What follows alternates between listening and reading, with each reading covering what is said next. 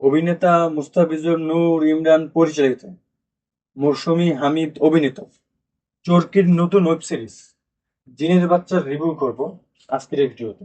এক কথায় বলতে গেলে আমার কাছে এই ওয়েব ফিল্মটা মোটামুটি ভালো লাগছে। এটার অনেকগুলো কারণ আছে, সেটা আমি পরে বলবো। এখন যদি আমি এই ওয়েব ফিল্মটা গল্প যদি বলতে যাই ছোট করে, তাহলে প্রথমে বলতে হবে এখানে মৌসুমী হামিদের উপর একটা জিনের বাচ্চা ভর করছে আর কি।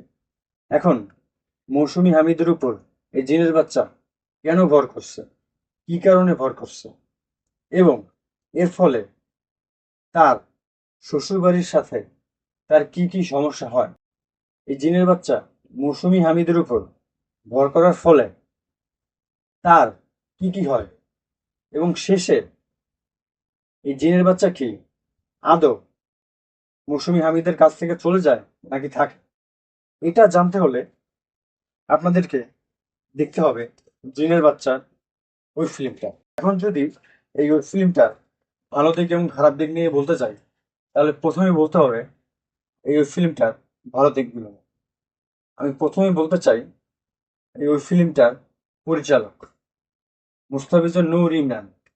তিনি বাংলাদেশের একজন আন্ডাররেটেড অভিনেতা, এবং তিনি খুব ভালো, মানে আমি কি বলবো, মানে খুব ভালো একজন অভিনেতা। এই যে কাইজার সিরিজটা, সেখানে আফরান নিশোর সাথে একদম টপ করে এই মুস্তাফিজুর নূর ইমরান অভিনয় কিন্তু করছে। তো আমি তার, মানে আমি কি বলবো, মানে আমি মুস্তাফিজুর নূর ইমরানের অনেক বড় ফ্যান। তো আমি যখন জানতে পারি যে মুস্তাফিজুর নূর ইমরান তিনি তার পরিচালনায় এই জিনের বাচ্চার ওই ফিল্মটা আসতেছে চরকিতে, তো আমি অনেক খুশি হয়েছি। এই মুস্তাফিজুর নূর ইমরান পরিচালক হিসাবে অনেক ভালো একটা কাজ করবে। কিন্তু আমি যখন ট্রেইলার দেখছি, তখন আমার কাছে মনে হয়েছে যে এই ওই ফিল্মটা আদৌ কি ভালো হইবে। আমার কাছে কেন জানি আমার কাছে ডাউট মনে হচ্ছে। এবং আমি এই জিনের বাচ্চা ওই ফিল্মটা দেখার পর আমার কাছে আমার যে আমি যে ডাউটটা করছি সেটা ঠিক হয়েছে, মানে ঠিক প্রমাণিত হয়েছে। এখন আমি যদি অভিনয়ে আসি, তাহলে প্রথমে বলতে হবে মৌসুমী হামিদের কথা। তিনি তার ক্যারেক্টার যতটুকু ছিল ততটুকুর মধ্যে তিনি ভালো অভিনয় কিন্তু করছে। মানে যারা যারা অভিনয় করছে সবার অভিনয় আমার কাছে ভালো আর কি লাগছে। এই ওই ফিল্মে সবই কি ভালো?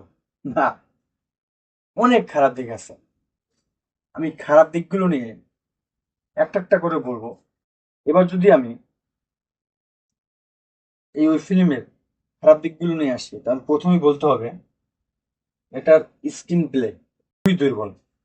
কারণ এই গল্পে কিন্তু অনেক নাটক, ওয়েব সিরিজ, অনেক কিছু কিন্তু, মুভি, অনেক কিছু কিন্তু হয়ে কিন্তু গেছে।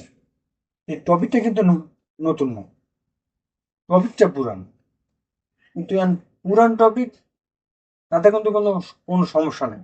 কারণ এই টপিকে এরপরেও আরো হাজার হাজার গল্প হবে, সিনেমা হবে, নাটক হবে, সবকিছু হবে।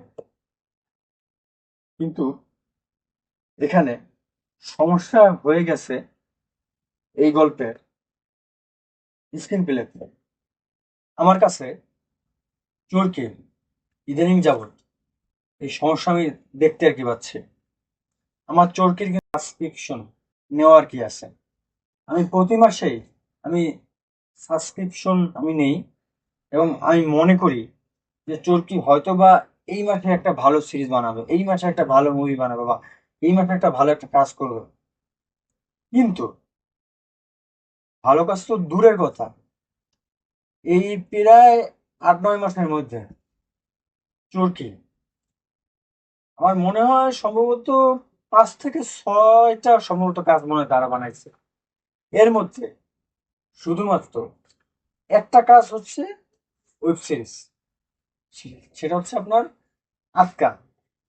তাছাড়া বাকি যে ৩-৪টা আছে, সেই ৩-৪টা হচ্ছে নাটক।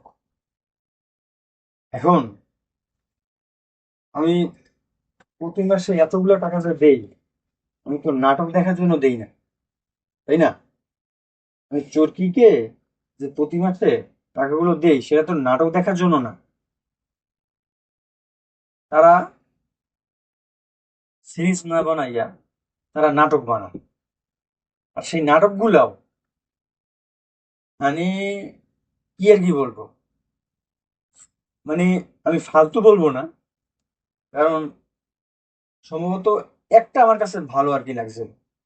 তাছাড়া এভারেজ আর দুইটা তো এককালে ফালতু আর কি।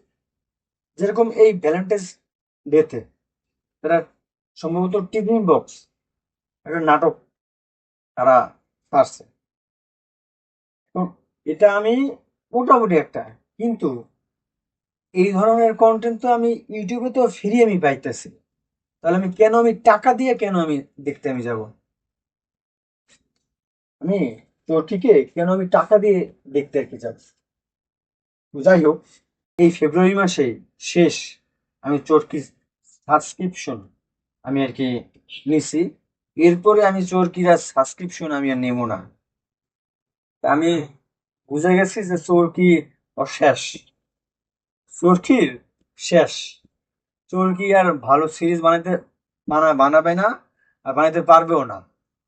কারণ যেই অবস্থা, এই 8 মাস আমার টাকাগুলো পুরো জলে আর কি গেছে। যেরকম সাপোজ আপনি একটা ওটিটি প্ল্যাটফর্ম, আপনার কিন্তু আপনি যদি, যেমন বলি, এই যে আপনার হইচই কিংবা আপনার এই বাংলাদেশের বঙ্গবিডি, তারা কিন্তু প্রতি মাসে কোনো না কোনো কাজ কিন্তু তারা মুক্তি কিন্তু দিতেই আছে প্রতি মাসে। হয়তো কোনো না কোনো সিরিজ দিতেছে, অথবা কোনো কোনো শো দিতেছে, নানান কিছু দিতেই আছে। এই বঙ্গবিডির কথা, আমি হইচুর কথা বাদ দিলাম। প্রতি মাসে কিন্তু তারা নতুন কোনো না কোনো কন্টেন্ট কিন্তু দিতেই আছে আর কি। কিন্তু চরকি প্রতি মাসে তো দূরে কথা, ওই 2 মাস পর পর হয়তো বা একটা সিরিজ আনে। আর সেই সিরিজ গুলাও কইলাম কি, নাটক আর কি। কারণ আমি তো টাকা দিয়ে তো আমি নাটক দেখবো না। যাই হোক, এই হলো চরকির অবস্থা আর কি। মানে খুবই আর কি বাজে। কিন্তু আমি চাই যে চরকি ভালো কাজ করুক। কিন্তু হয়তো আমি চরকি এর টাকা দিয়ে দেখবো না, কারণ আমার টাকাগুলো জলে আর কি গেছে। কারণ যাই হোক, টাকা জলে গেছে, যাও। এরপরে আমি আর চরকি আর টাকা দিয়ে আর কি আর দেখবো না। যদি কোনোদিন ভালো সিরিজ তারা বানায়, সেটা ওই আজকে বানাইছে আবার 2 মাস পর হ্যালো হইবে না। যদি তারা ওই প্রতি মাসে মাসে ভালো সিরিজ বানায়, তখন আমি আবার চরকি সাবস্ক্রিপশন আমি নিব। যাই হোক, যাই হোক, অন্য টপিকে চলে গেছিলাম। এবার জিনের বাচ্চার ওই ফিল্মটায় আসি। এই ছিল আমার কাছে জিনের বাচ্চার ওয়েব সিরিজের রিভিউ। ও সরি, আরেকটা জিনিস বলতে ভুলে আর কি গেছে, যেটা সবচেয়ে মানে ইম্পর্টেন্ট বিষয়। হরর যে কোনো সিনেমা সিরিজ যাই হোক, সেখানে সবচেয়ে বেশি কাজ করে যায় আপনার ব্যাকগ্রাউন্ড মিউজিক। এটা যদি ভালো না হয়, তাহলে সিরিজ কিন্তু কোনোদিনও ভালো কিন্তু হবে না। তো সেরকম ভাবে এই জিনের বাচ্চা যারা অভিনয় করছে, তারা ভালো অভিনয় করছে। এবং পরিচালক হিসেবে তিনি তার অ্যাক্টরদের দিয়ে ভালো কিন্তু অভিনয় কিন্তু বাড়ি কিন্তু করছে। পরিচালক হিসেবে যে যে টেক গুলো নেওয়ার কথা, তিনি শেষে টেক গুলো ভালোভাবে নিছে। কিন্তু এটা ব্যাকগ্রাউন্ড মিউজিক আর স্ক্রিন প্লে, এই দুইটাতে খুব বাজেভাবে ফেল করছে। তো সেটার জন্য এই জিনের বাচ্চা ওই ফিল্মটা মানে ভালো হয় নাই আর কি।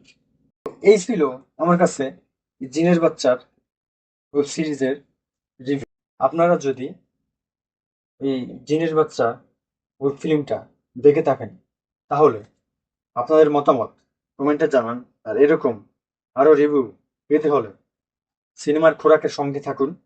সিনেমার এমন খোরাক পেতে চাইলে সাবস্ক্রাইব বাটন ক্লিক করুন আর বেল আইকন অন করে দিন। ভালো থাকবেন। দেখা হবে পরের ভিডিওতে।